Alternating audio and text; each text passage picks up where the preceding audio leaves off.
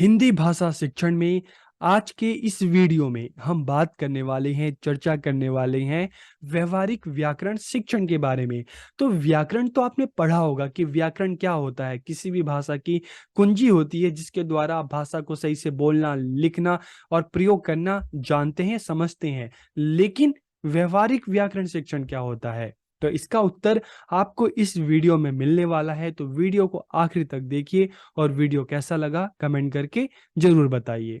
तो व्यवहारिक व्याकरण शिक्षण के बारे में जानने से पहले सबसे पहले हम बात करते हैं व्याकरण शिक्षण का अर्थ कि व्याकरण शिक्षण क्या होता है। तो किसी भी भाषा की संरचना के सिद्धांत अथवा नियम ही व्याकरण कहलाते हैं। तो व्याकरण वह शास्त्र है जो भाषा संबंधी नियमों की व्याख्या करता है कि भाषा लिखते कैसे हैं, बोलते कैसे हैं, किस तरह से शब्द बनते हैं, किस तरह से वाक्य बनते हैं। तो व्याकरण वह शास्त्र है जो भाषा संबंधी नियमों की व्याख्या करता है और भाषा के सही व स्पष्ट ज्ञान के लिए व्याकरण शिक्षण अत्यंत आवश्यक है। व्याकरण को सीखकर ही भाषा को आप सही तरीके से सीखते हैं, सही तरीके से जानते हैं।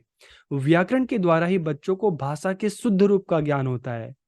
आपको अगर व्याकरण का अच्छा ज्ञान है तो आप भाषा के अशुद्ध रूप का प्रयोग ना करके भाषा को सही तरीके से बोलोगे, सही तरीके से लिखोगे।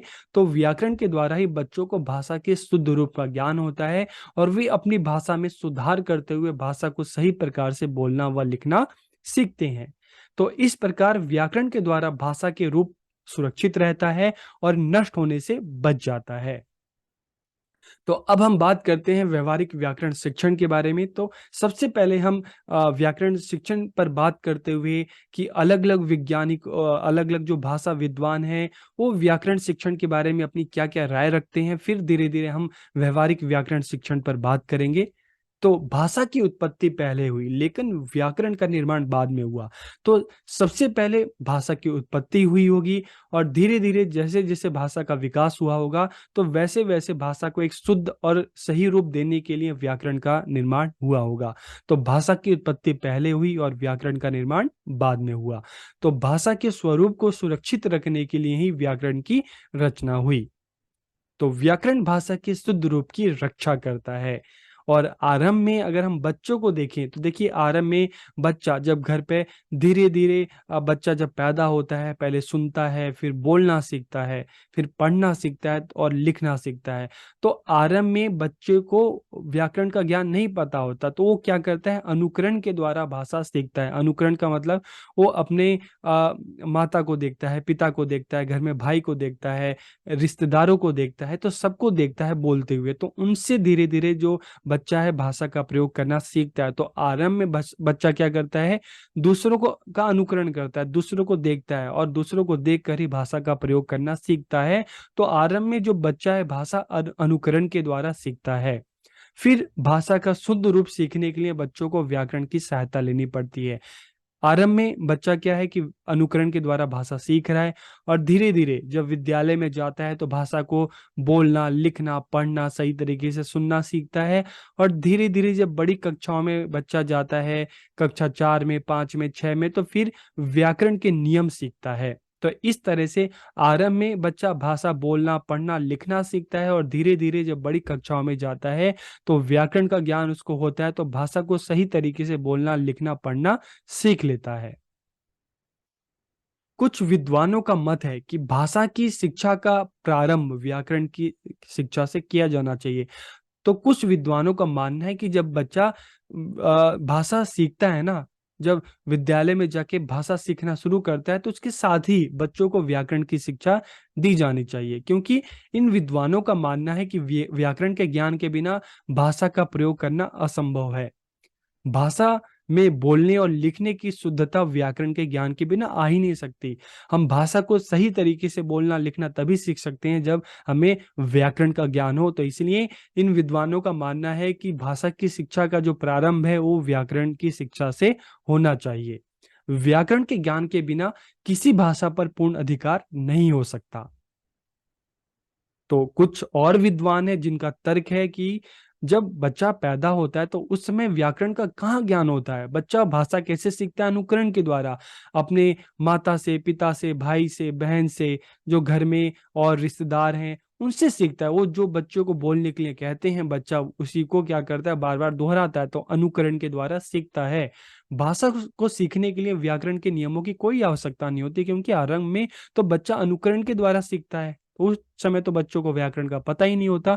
तो इसलिए इन विद्वानों का मानना है कि बच्चा जो आरंभ में जो भाषा है अनुकरण के द्वारा सीखता है। तो इसलिए ये जरूरी नहीं कि भाषा को सीखने के लिए हमें व्याकरण के नियमों की ही जरूरत हो। उनका कहना है कि बच्चे बिना सोचे समझे व्याकरण के नियमों को रट लेते हैं। इनका मानना है कि हम विद्यालय में देखते हैं तो बच्चे बिना सोचे समझे व्याकरण के नियमों को रट तो लेते हैं, लेकिन उनको व्याकरण का तब भी नहीं पता होता। वो व्याकरण का व्यवहारिक रूप में अपने आम बोलचाल की भाषा में उसका प्रयोग ही नहीं कर पाते। तो जब प्रयोग ही नहीं कर पाते तो उनको व्याकरण सिखाने का फायदा क्या है? तो इससे अच्छा है कि बच्चों को अनुकरण के द्वारा भाषा सिखाई जाए, व्याकरण के नियमों में ना बांधा जाए। तो व्याकरण के नियमों की शिक्षा देना बच्चों के समय को बर्बाद करना, इन विद्वानों का मानना है।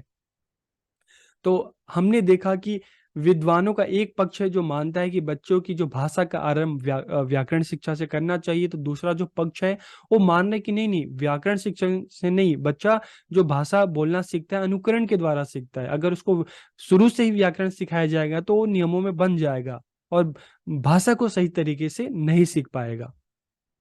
अगर हम भाषा को व्याकरण के नियमों में बांध देंगे तो भाषा का विकास रुक जाएगा। परंतु अगर हम व्याकरण के नियमों की पूरी तरीके से अनदेखी कर देंगे, उसका पालन नहीं करेंगे, उसको व्याकरण को बच्चों को सही तरीके से नहीं सिखाएंगे तो क्या होगा?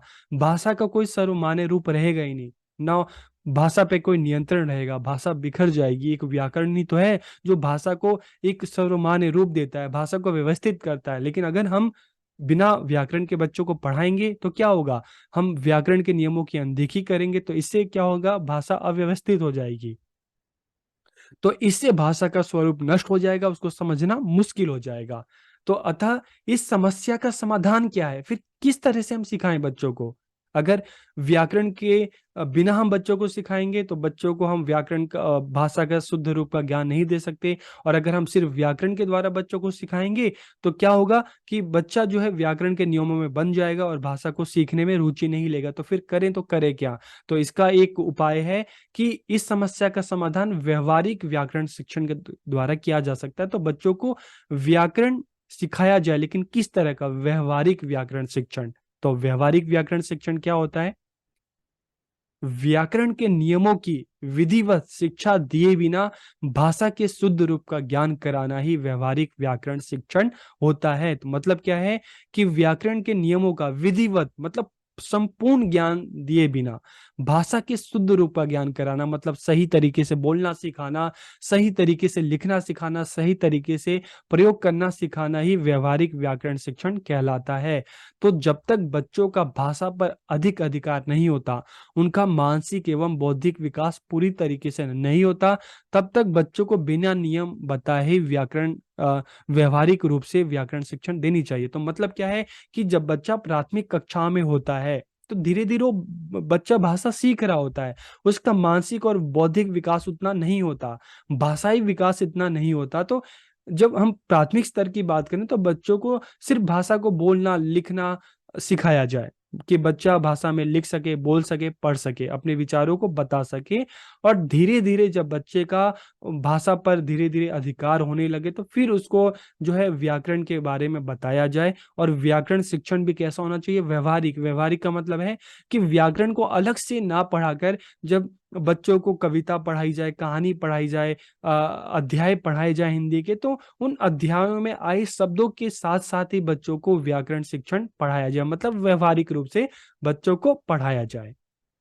तो इसके अनुसार व्याकरण को साध्य ना मानकर साधन माना जाए। तो साध्य ना मानकर मतलब ये कि भाषा शिक्षण का उद्देश्य सिर्फ व्याकरण शिक्षण ना माना जाए, बल्कि व्याकरण को भाषा सीखने का एक साधन माना जाए, साध्य नहीं। साध्य का मतलब होता है व्याकरण के नियमों को सीखना, व्याकरण के बारे में सीखना। लेकिन अगर हम साधन की बात करें तो साधन का मतलब है व्याकरण एक साधन है भाषा को सीखने का, भाषा को जानने का, भाषा को लिखने का, भाषा को सही से प्रयोग करने का। तब व्यवहारिक व्याकरण शिक्षण क्या कहता है कि जो व्याकरण है उसको साध्य ना मानकर उसको भाषा सीखने का साधन माना जाए। तो भाषा ज्ञान एवं प्रयोग के आधार पर व्याकरण के नियमों का ज्ञान कराया जाए। तो जब बच्चों को भाषा का ज्ञान हो जाए, बच्चे भाषा प्रयोग करने लगे, तो उस आधार पर बच्चों को व्याकरण के नियमों का ज्ञान कराया जाए। व्यवहारिक व्याकरण शिक्षण के अंतर्गत भाषा शिक्षण में व्याकरण के नियमों को रटवाने की जगह उसके व्यवहारिक प्रयोग पर बल देना चाहिए। मतलब नियम नहीं रटवाना चाहिए, बल्कि इस तरह से सिखाना चाहिए कि बच्चा अपने व्यवहार में, चाहे विद्यालय की बात करें, चाहे अपने समाज की बात करें, घर की बात करें, परिवार की बात करें, तो अपने व्यवहार में इसका प्रयोग करे। ठीक है? आम बोलचाल की भाषा में इसका प्रयोग करे। सही तरीके से बोले, सही तरीके से सुने, सही तरीके से समझे।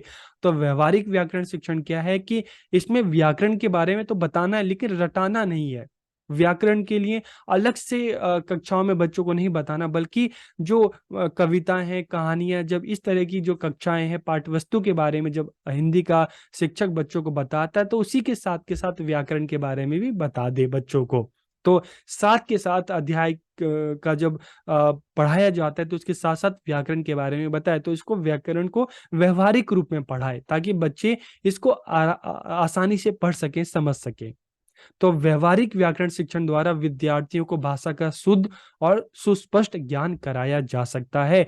तो व्यवहारिक व्याकरण शिक्षण में बच्चों को भाषा के नियमों में बांधे बिना अध्याय के साथ ही आम मतलब एक सरल तरीके से व्याकरण का ज्ञान कराया जा सकता है। तो इसमें क्या है कि पहले बच्चों को भाषा के बारे में प्राथमिक स्तर पर उनको सही तरीके से बोलना, लिखना, पढ़ना सिखाया जाए, और फिर धीरे धीरे जब बच्चा बड़ी कक्षाओं में जाता है, माध्यमिक कक्षाओं में जाता है, तो उस स्तर पर बच्चों को धीरे धीरे पाठ के साथ जब अन्य पाठ पढ़ाया जाता है, तो उसके साथ के साथ बच्चों को व्याकरण के नियम बताए जाए, व्याकरण का ज्ञान कराया जाए, कि बच्चा सिर्फ रटे ना, बल्कि अपने आम बोलचाल के भाषा में, अपने व्यवहार में इस व्याकरण का प्रयोग करना सीख सके।